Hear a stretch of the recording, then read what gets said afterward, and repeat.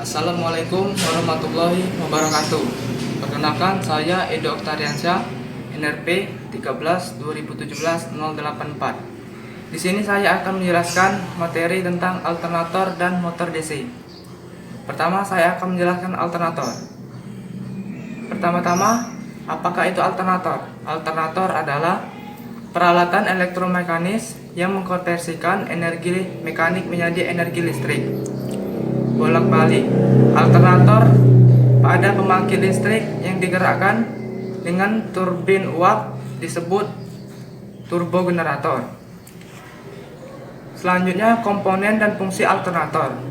Di sini alternator memiliki komponen sebagai berikut, yaitu rotor merupakan bagian yang berputar di dalam stator dan memiliki fungsi untuk menghasilkan medan magnet.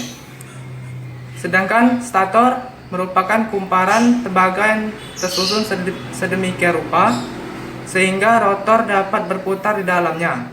Fungsi stator adalah untuk menghasilkan arus listrik bolak-balik.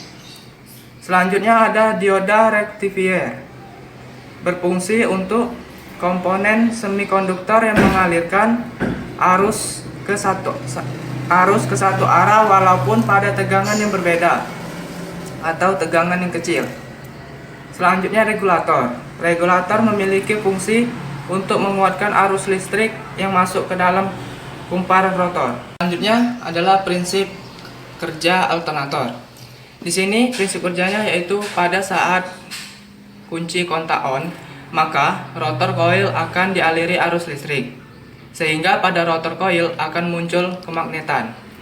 Maka puli alternator juga ikut berputar dan akan memutar rotor coil. Di dalam rotor coil terdapat penghantar, yaitu stator coil, dan akan timbul induksi elektromagnetik. Selanjutnya, akibat dari induksi tersebut, maka akan menghasilkan arus listrik. Arus ini bersifat arus DC dan nantinya akan diubah menjadi arus arah oleh dioda rektifier. Selanjutnya adalah materi motor DC. Pertama, apa itu motor DC? Motor DC adalah motor listrik yang dialiri sumber arus arah pada kumparan medan untuk menjadikannya energi mekanik. Hampir sama dengan motor AC, kumparan medan yang bergerak disebut stator dan kumparan jangkar disebut rotor. Yang kedua adalah komponen dan fungsi dari motor DC. Adapun komponen-komponen motor DC yaitu kutub medan, kumparan motor DC, dan komutator.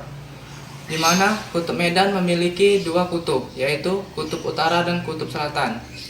Garis mekanik akan membesar melewati bukaan di antara kutub dari arah utara ke selatan, yaitu kumparan motor DC. Bila arus masuk menuju kumparan, maka arus ini akan menjadi elektromagnetik. Kumparan berbentuk silinder, dihubungkan ke as penggerak untuk menggerakkan beban. Selanjutnya, komutator motor DC. Fungsinya adalah untuk membalikkan arah arus listrik dalam kumparan motor DC dan juga membantu dalam transmisi arus antara kumparan motor dan sumber daya. Yang ketiga adalah prinsip kerja motor DC. Di mana di sini ada prinsip kerja motor DC, yaitu jika arus lewat pada konduktor, timbul medan magnet di sekitar konduktor. Daerah kumparan medan yang dialiri arus listrik akan menghasilkan medan magnet. Konversi energi listrik menjadi mekanik atau sebaliknya berlangsung melalui medan magnet. Agar berlangsung secara sempurna, tegangan sumber harus lebih besar dari tegangan gerak. Untuk menentukan arah putaran, kutub medan magnet menghasilkan medan magnet dari arah utara ke selatan. Aliran arus di dalam penghantar yang berada di dalam pengaruh medan magnet akan menghasilkan gerakan. Besarnya gaya pada penghantar akan bertambah besar jika arus yang melalui penghantar bertambah besar. Oke, saya rasa sekian penjelasan dari saya. Jika ada salah-salah kata, saya mohon maaf. Kepada Allah saya mohon ampun. Saya akhiri. Wabillahi taufik wal hidayah. Wassalamualaikum warahmatullahi wabarakatuh.